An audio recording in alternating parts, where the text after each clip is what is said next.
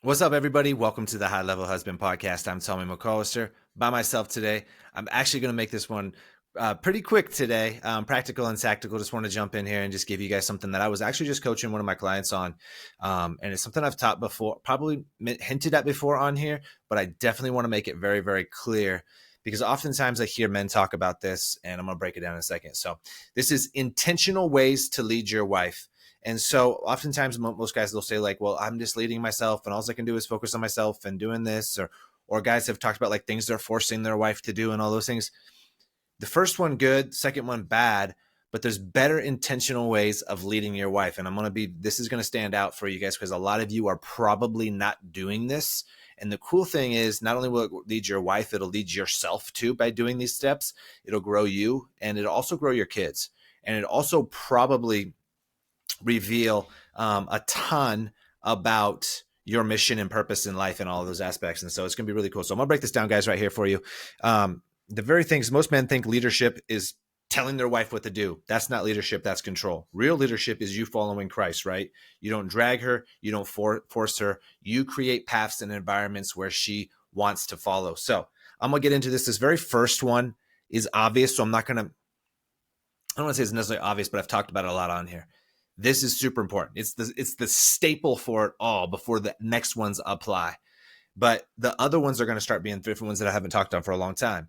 The very first thing is to lead yourself well. That's the very first thing. You have to lead yourself before you can lead your wife. You cannot lead anybody if you are not leading yourself first, right? You can't take her somewhere you're not going, right? And this is something that was really a big thing in me and Diane's marriage is no wonder she wasn't following. No wonder she was nagging me. No wonder she was doing all these other things because I wasn't a guy worth following, to be honest with you. I was unstable, undisciplined, up and down, no vision, no future, no nothing. You must focus on yourself, right? That's why Jesus says the first most important commandment is to love God with all your heart, soul, mind, and strength. And the second most important commandment is to love your neighbor as yourself. Key word is as yourself. I'm not going to break that down. I've broken that down on here many, many times, but you cannot love anybody else more than you love yourself, right? Then that's just what it is. If you only love yourself a tiny bit, that's about as much as you'll be able to give to somebody else. There are levels to this. So when you lead yourself first, good things happen. You have to have God first in your life. You have to be in the word. You have to be in prayer. You have to be disciplined. You have to be physically fit. You have to have strong work ethic and character. You have to have removed past traumas and hurts. You have to have confessed your sins. You have to have forgiveness. You have to have repentance, right? You have to do all of these things first, yourself. You take care of yourself first, then you can become somebody who can actually be followable in those aspects.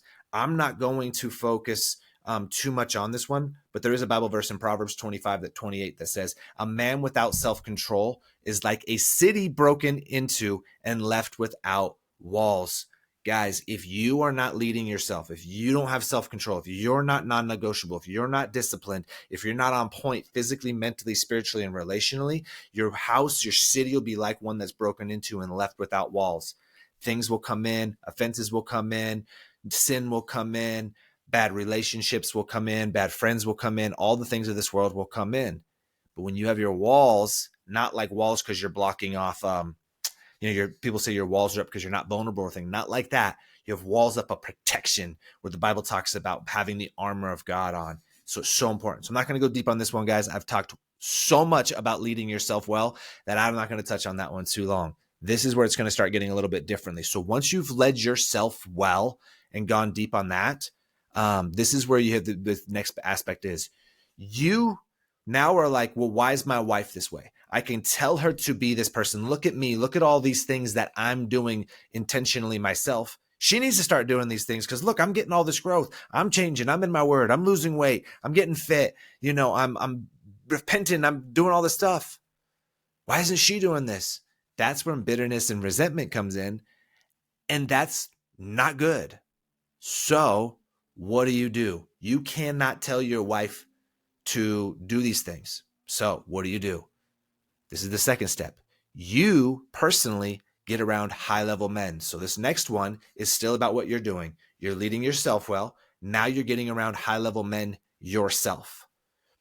Friends and community is everything. It's what you believe, your habits, and your community, right? Like that defines us. Community is everything. But you need to be around men who are above where you're at or on par with you're at, but you need to have men who are above where you're at as well. We always need to be leading people as well. But if you're the top of the food chain when you're always leading other people, you're not going to be growing as fast as you can be growing. You need to have a Paul, a Barnabas, and a Timothy. A Paul, somebody who is a mentor. A Barnabas is like brothers, and Timothy is somebody you're mentoring. That's when it goes smooth in life. That's when it's like this perfect cycle where everybody's getting loved on. But you need to be around men who are pictures of possibility for you, who are farther ahead in finances, fitness, marriage, business, ministry, all of those aspects. They need to be farther ahead than you. Why? Because that will start rubbing off on you. It's the old adage, you're the sum of the 5 closest people that you're around, right? If you hang out with 9 broke people, you become the 10th. If you hang out with 9 rich people, you become the 10th, right? But that goes with your faith, your marriage, and everything on that. I'm telling you, do not come in here with no weak excuses saying, oh, well, my friend, they're good people, though. They're good people. They go to church. No, I know out of 950 people that go to church, or 1,000 people that go to church, 950 of people of them are people I wouldn't spend time with. And that's just going to be hard for me to say in here because 4% of Christians actually follow Jesus. There's a big difference. I will not hang out with people who are just believers. I'll love on them. I'll help them. I'll encourage them. But you're not going to see my inner circle of like getting around them being that, because guess what happens? If I'm around them, I'm going to bring my wife will be around them. And if they're lukewarm, what do you think those men's wives are going to be? Lukewarm. Then my wife will be around lukewarm women who think drinking wine and watching The Bachelorette is normal. And that's good. It's not. Right? So you need to be around gangsters, dudes who are above you. I promise you. So what does that look like? You pray for this. Lord, every day pray, place these high-level people in my life. Place them in my life and bring me near them. Pray about it, pray about it, pray about it, right? Then you have to actually do something. Ask, seek, and knock, right? Asking, that's the praying. Seeking is doing, and knocking is the when it comes to fruition and God opens the door, right? You need to ask and seek in this, and God will open the door, I promise you. So when your wife is tired of being your accountability partner, you need high-level dudes that are going to challenge you and sharpen you. Surround yourself with men who sharpen you. Your higher circle, the higher your relationship rises, and she feels the overflow in your home. It's what happens, guys, is in your church, start looking for these small groups, but sometimes that's not the best. Place yourself in coaching programs, get in masterminds, seek these people out. Believe me, I love pouring on people who are below me, and I hate to even use that word, below me, but it's just that's obvious in certain things. I will do anything for anybody if they want the smoke, if they're going to do the work, if they can have accountability, if they can have ownership, if they're going to be disciplined and they're going to go all in and they're hungry. I can work with that, and I'll pour on anybody in that. It's just when the people who want to have excuses and all of those things and just say, well, just love me like Jesus. I know I didn't do all that stuff this week, but dude, love me like Jesus.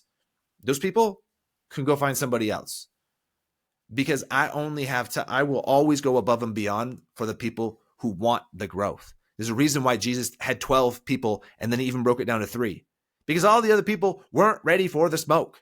That's why he had the multitude when he gave the Sermon on the Mount. Many people left, it said. They did not no longer show up. He told them the cost of following him. They left. They left. You have to get around high-level men. When you get around high-level men have high-level wives. High-level wives. That's how it changed for me and Diane. When I started getting around high-level men, first and foremost, Diane didn't get around their wives yet. I was bringing her with me around the men. So then she had men of all these areas that were either like on the same level as me in certain aspects or above. And when that happened, she was there hearing the high-level conversations, hearing them talk about God, talk about what God's doing in their life, how they're growing, they're pushing, they're taking risks, they're doing all this, they're being obedient. That language now became normal for my wife. So then it became, when I'm speaking that, she's hearing it from other people. She's just not like, well, my husband's crazy. Because if all of a sudden you're talking about like obedience and God can do immeasurably more than you can ask or imagine, and babe, we need to do this, this, and this, she can be like, you crazy. Nobody talks that way. Why? Because you hang out with mediocre men who have mediocre wives. And so she has mediocre language and a mediocre mindset. But when you hang out with high-level men, you'll have high-level wives, and high-level wives have high-level mindset. That will rub off on your wife. That becomes the new normal. The God you see is the God you get. I see God so big that this is the type of stuff that I say. All my friends talk like this. Because of that, man, we're just rapidly taking territory. It becomes contagious in a good way, or it becomes contagious in a bad way if they're lukewarm. It's like an infection. It's like COVID. It's something like that that's going to take you over and take you down. Or it becomes contagious in a good way. See, contagious, it can be taken two different ways. Contagious in a good way or contagious in a bad way. Which one are you going to let it be? Get around high-level men. So you're asking, how do I find them? That's what I just said. Get in a coaching program. Get in a mastermind. Put your money where your mouth is. People want to see buy-in. Why? That's what I had to do. And I didn't have the money. I sold my car. I literally sold my car. For a family of 4, we had 2 cars, sold one of them to get into a coaching program. Here we are years later.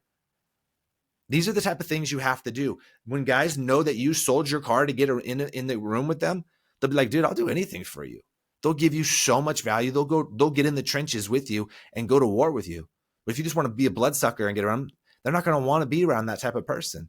So unfortunately, sometimes, yes, you have to put your money where your mouth is.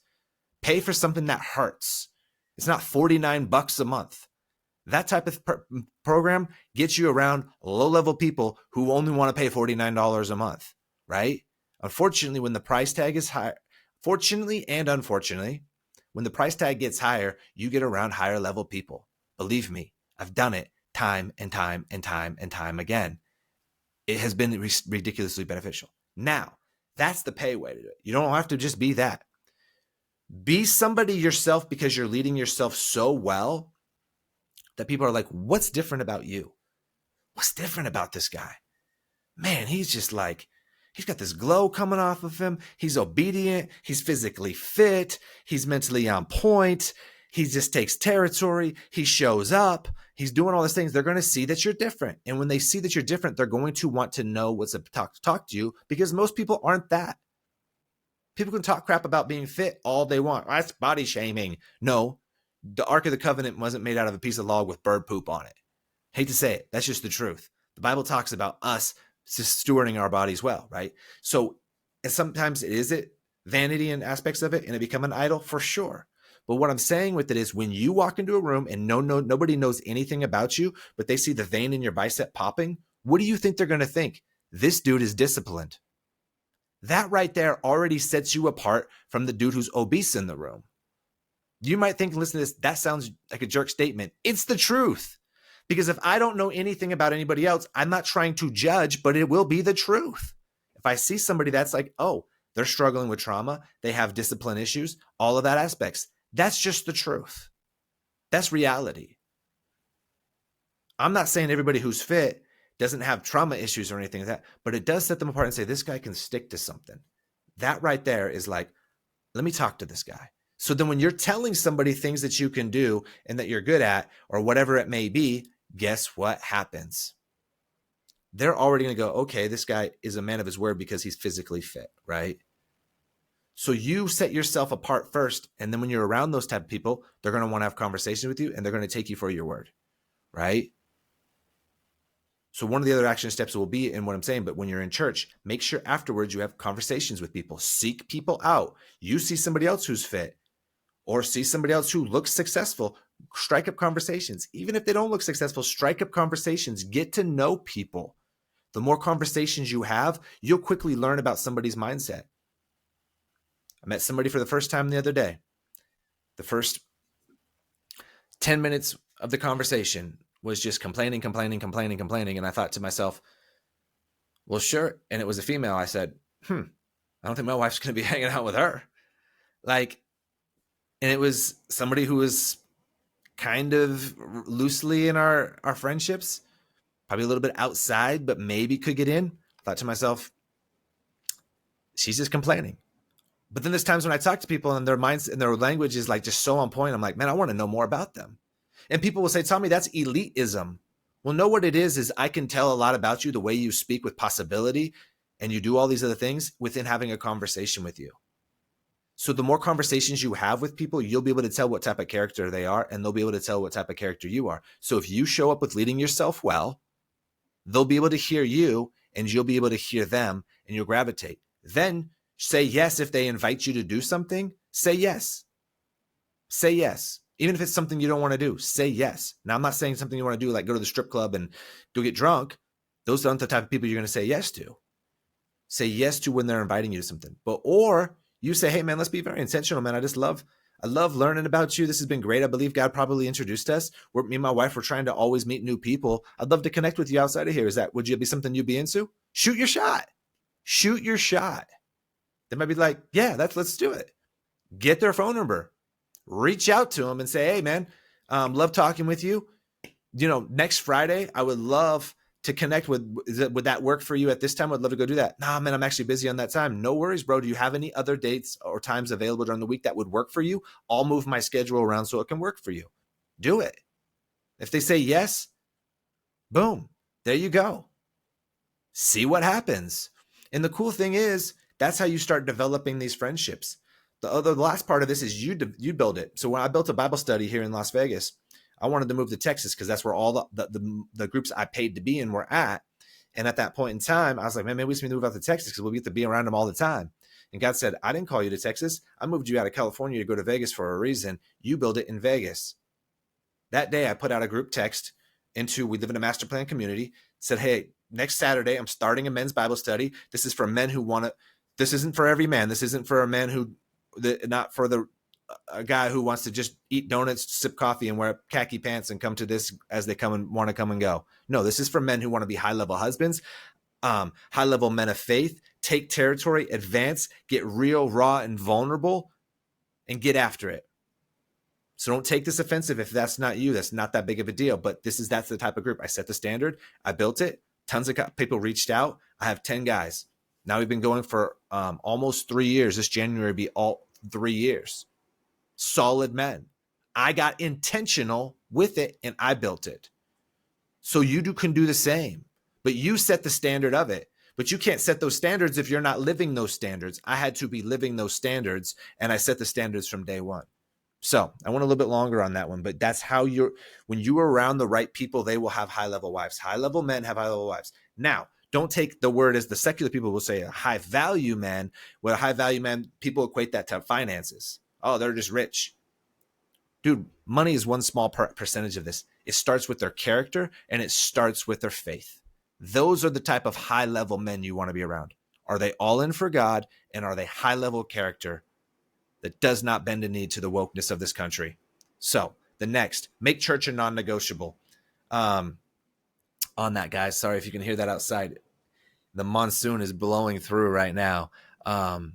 It is what it is. And so anyways, make church non-negotiable. Church isn't about convenience. It's about covering. Men who drag their feet on church attendance are teaching their wife and kids that comfort is king. Make Joshua 24:15 your verse. As for me and my house, we will serve the Lord. As for me and my house, we will serve the Lord. I don't care what's going on Sunday. I don't care if your football team plays on Sunday. I don't care if there's a kid's birthday party on Sunday. I don't care if your kid plays on travel sports. Church comes first. You have to put your wife in there around that environment. Just the guy I was talking with, his family plays travel sports. Well, what did he tell me? He's like, man, I knew it. He's like, dude, turns out the coach was sleeping with one of the wives. A couple of other parents are swingers on there. And he's like, I always had bad vibe. And they were traveling the country with these teams for like years. He's like, I always knew something was off. I'm like, yeah, bro. When was the last time you were in church? You wasn't. Because you justified it to go to these things. You're surrounding and you're wondering why your wife's not growing. That's why I implemented this for him. I said, bro, you need to make this a non-negotiable. I said, you need to get your wife around high-level people. Well, when you get to church, there is a spirit that's way more present in church than it is when you're on your couch in your pajamas with your wife, sipping coffee and getting text messages and pausing it so you can go take a dump. Excuse my French, but like literally that's just the truth. That's the truth. You must be the person that brings your wife into church. The Spirit gets their way more. You're praising in it, because when you watch church, you hear how, man, that is raging outside. I'm so sorry on this, guys. The monsoon is going crazy, if you can hear that. But when you're in church, you're praising. But when you're watching it at home, I guarantee you're not watching the worship service and standing up and praising. That's just the truth. I know how it goes. I've been the guy in the past who would justify watching church online. Don't be that. Get your wife in the building. You'll meet intentional people. You're not meeting people, new people to get her around on your couch. God will place people in your life. Before you go to church, say, God, open my heart to place the right people around here. Allow me to receive what I need to receive today. Put yourself in church. If you're only in church 28 times out of the 52 weeks a year, how's that working out for you? How's that working out for you? It needs to be 52 out of 52 weeks of the year. If you're in another city on vacation, go to church. Watch what God does. He'll place people in your life in the most randomest places. Restaurants, church, other places. He'll place them in your life when you're available and willing to talk and be open. I'm telling you, it's getting wild where God's placing people in my life from it. So make sure you get your family in church. She'll be around it. That will slowly bleed off on her. You don't have to say anything about her reading the word. Let the church disciple her. Now make sure you're in a church that breathes like a fire-breathing dragon. The Holy Spirit's moving. It's not no docile church where all they do is just tell you that Jesus loves you. Because I want to let you know, Jesus talked more about hell than he talked about love. Let that sit in. Let that sit in. So next, I already just talked about this one. Lead your own small group or community. If you don't lead it yourself, join one. Join one. It can be a couples one. I love men's one for myself and a wives one for the wives. I love splitting it up but you got to be intentional. So Diane goes to her wives one, and I go to the men's one. I lead my men's one. She co-leads one with another woman on the wives one. It's amazing. Get in that community. Be intentional. You be there every week. She is there every week. I promise you, these are important. You can't force her to do it, but if you're doing these first steps, eventually she'll be open to going into those things and doing it. Next is you leading your family in prayer. Pray over her. Cover your family daily. Be doing all those aspects. So important. I'm not going to go deep on that one. The last one is the next two is lead your family into vision. I talked about this on the last podcast. Without vision, the family perishes, which is Proverbs 29:18. Stop letting the house run on autopilot. I'm not going to go too deep in this because I went deep in this on this last one. But here's the thing, guys. If you're doing these steps, good things will happen. You don't need to be the person telling your wife to read the Bible. You don't need to be the person that's just discipling your wife. You can be. If your wife's receptive to all that, that's awesome. But if she's not, you just bring the right people around her and let God do what God does through them. What I've known is just I've coached long enough is that oftentimes the wives want to hear from somebody else, even though the husband may be saying the same thing. I noticed that when I used to coach BMX, the parents would have me coach the kids because even though I was telling the kids the exact same thing that the parents were telling them, the thing is that they didn't want to listen to their parents. And so that's what it was. And so it becomes in a very similar situation in this. You just lead them into places where putting yourself into it. So that's on you. Lead yourself, get yourself around high-level people, meeting new people, creating dinner plans, getting into church every week, getting them into joining small groups. And if your wife won't, you join and just watch these things that happen. But if you're around high-level men who have high-level wives and you start doing life with them, their wives will be in a women's group and they will invite your wife and she will feel comfortable and she'll do it. It's not you telling her. It will just naturally happen. Do you see how that's leadership? You're just going, and because she's with you, let God do what he's going to do. The wrong way is to say, you need to join a Bible study. You need to be in your word. You need to start working out. You need to read personal development books. You need to do all this stuff. That's not going to go well. You do it first. Let the light shine. Then bring her around the people who do those other things. She'll hear it from them and good things happen. I promise you, I've done this long enough, guys. It's a game changer. It's what happened in my marriage and what's happened in so many other people when they've implemented this in their life as well. You must do this type of thing. And don't come up with some lame excuse saying, well, I don't know where to find these people. I just told you how. But you have to stop giving yourself an excuse of, well, I'm too busy. Clean up your schedule. Don't give yourself an excuse of, I'm an introvert. I don't care. That's a lie of the devil. Place yourself in these situations. Everything you want is on the other side of pain and discomfort. Stretch yourself. Place yourself in these things. It was so funny last night. We were on a walk and we're praying for our kids to really get around some new high-level friends. And that was some of the things. So on our nightly walk, as you guys know, we stopped and we just prayed. Me and my wife just started praying right there in the middle of the walk. It was awesome. It was a powerful moment. And what was crazy was on the walk, we were like, yeah, because we've made them do all the different sports and different things like that. They used to do martial arts a little bit, but there's nothing ever really stuck. I think the longest one they did was for 2 years of karate. But the karate they were doing when they were younger was kind of like more of like, it was lame. Anyways, so I was like, man, I would just love them to get into martial arts now, like Brazilian jiu-jitsu, Muay Thai, boxing, something like that. And she's like, I know, me too, just because they could really use that aspect of things. And this, we were talking about it and we were walking and she was like, oh yeah, I meant to tell you so-and-so from the homeschool group. One of their moms started seeing our content and they want us to come speak at this church here in Vegas. And I was like, oh, okay, cool. Line it up. And she was like, and then they want me to lead the women's thing. She's like, yeah, but that's just not my thing. Cause Diane doesn't coach. That's not her traits or talents. She's amazing at what she do as a helper to me, but she's not like a coach on her own. Can she do it? Yes. And I said, and she's like, so that's I don't think I'm going to be up to it. And I said, babe, I said, just find out what they're looking for you to do first. Don't say no. And we're just talking about our kids having to get in boxing or something like that. And that's not going to be fun for them, right? And she was, at first, she's like, oh no. And I'm like, exactly. I said, so just see what they have to say. And this is going to be you stretching yourself. And I bet you God has something on the backside of this for you by you going in and doing this, even though you're kind of like, eh. And she was like, yeah, good point. So guys, the same way we challenge our kids to do things, we need to always be doing things that are on the other side of discomfort and pain. So don't give yourself no excuses. Make it happen. Make it happen. Because the parable of the sower is a real thing. Go read the parable of the sower. First one fell on the seed fell on the ground. The bird came and picked it up. The next one came out hot and fast, and then they took roots, but it was so hot that it burned up after just a couple of fast. Right. The next one was like actually got planted and grew, but it got choked out by the thorns. That's distractions of this world. And the last one is it fell on 100 times soil and fertile soil and produced 160 or 30 times the harvest. Amen.